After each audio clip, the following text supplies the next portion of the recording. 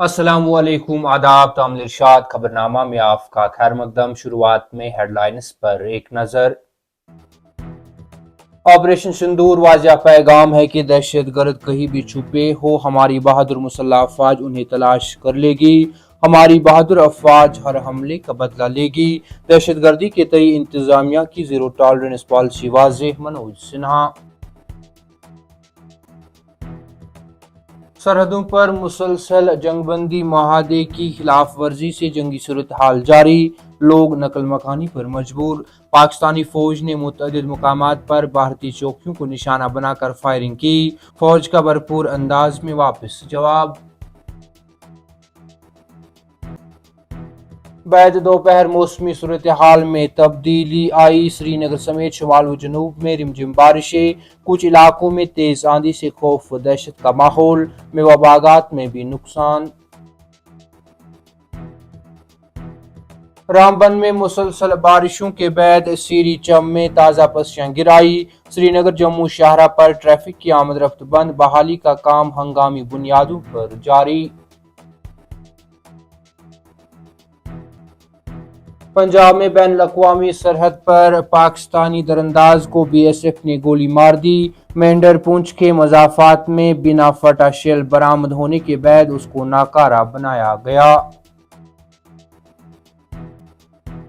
اور سیکورٹی خدشات اور عوامی تحفظ کو یقینی بنانے کے مقصد کے تحت اہم اقدامات، لداخ انتظامیہ نے سیاحوں اور شہریوں کے ذریعے ڈرون کے استعمال پر مکمل پابندی عائد کر دی۔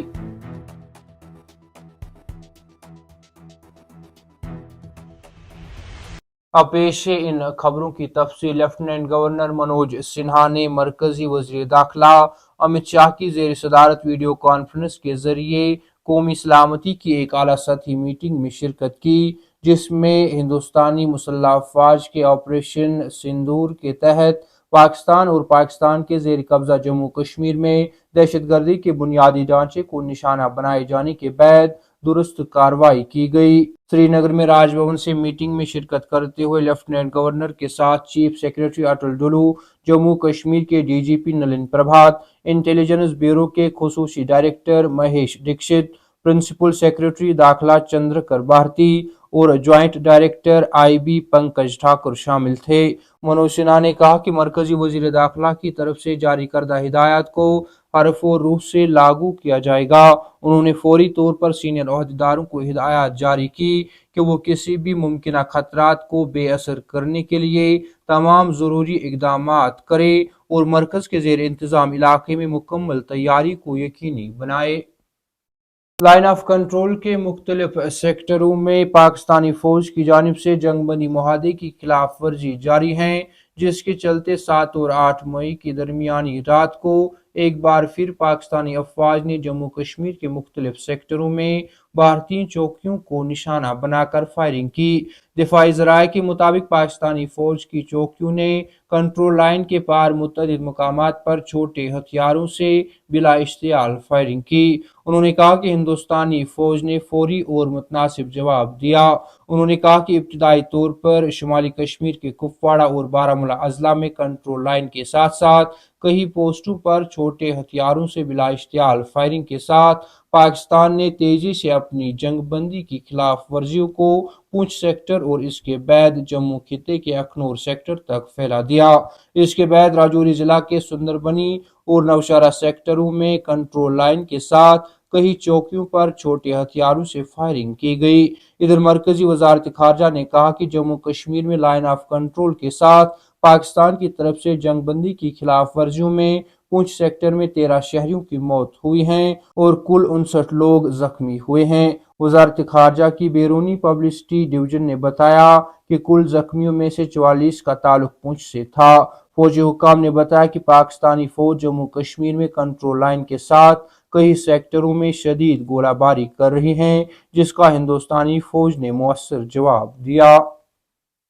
بعد دوپہر موسمی صورتحال میں اچانک تبدیلی آئی اور شہر سری نگر سمیت وادی کے شمال و جنوب میں بعد دوپہر موسمی صورتحال میں تبدیلی آئی، جس دوران ہواؤں کے ساتھ ساتھ رمجم بارشیں بھی ہوئی۔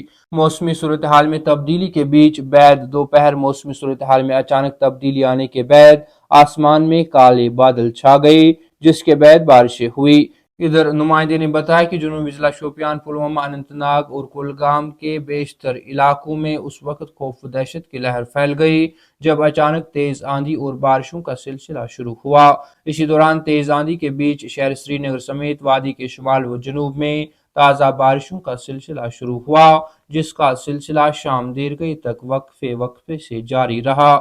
وادی میں تازہ بارشوں کا سلسلہ شروع ہوا، جس کی وجہ سے معمول کے درجہ حرارت میں پھر سے ایک بار کمی واقع ہوئی۔ ادھر محکمہ موسمیات نے وادی میں 24 گھنٹوں تک بارشیں ہونے کی پیش گوئی کی ہے۔ ادھر محکمہ موسمیات کے مطابق 11 مئی تک موسم عام طور پر ابر آلود رہنے کی توقع ہے، جس دوران کچھ مقامات پر گرج چمک کے ساتھ وقفے سے ہلکی بارش کا امکان ہے۔ رامبن سمیت جموں کے مختلف علاقوں میں موسلادھار بارشوں کے بعد سری نگر جموں شاہراہ پر رامبن کے چمب علاقے میں تازہ پسیاں گرانے کے بعد شاہراہ پر ٹریفک کی نقل و حرکت روک دی گئی۔ محکمہ ٹریفک کے ایک سینئر عہدیدار نے بتایا کہ سیری چمب کے علاقے میں مسلسل بارشوں کے بعد پسیاں گرائی، جس کے بعد شاہراہ پر ٹریفک کی آمد رفت روک دی گئی۔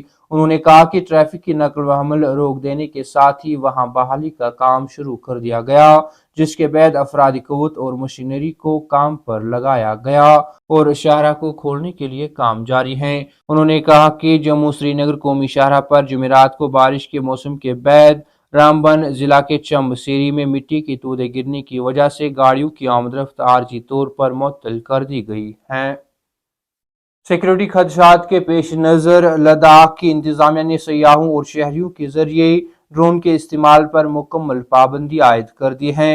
حکام کے مطابق یہ فیصلہ قابل اعتماد ان پٹس کے درمیان لیا گیا جس میں ملک مخالف سرگرمیوں کے لیے ایسے فضائی پلیٹ فارمز کے ممکنہ غلط استعمال کی تجویز دی گئی تھی۔ کرگل میں ضلع مجسٹریٹ شری کانت بالا نے بھارتی شہری تحفظ سنہتا 2023 کی دفعہ 163 کے تحت ایک حکم جاری کیا، جس میں ضلع کے اندر کسی بھی قسم کے ڈرون یا UAV کے آپریشن پر پابندی لگا دی گئی۔ حکام کے مطابق یہ حکم پولیس سپرنٹنڈنٹ کی درخواست کے بعد جاری کیا گیا تھا، جس میں سیکورٹی تنصیبات اور عام لوگوں کی حفاظت کو لاحق خطرات کا حوالہ دیا گیا تھا۔ کامل ارشاد خبرنامہ میں آج کے لیے اتنا ہی۔ کل پھر سے ملاقات ہوگی، تب تک کے لیے اللہ حافظ۔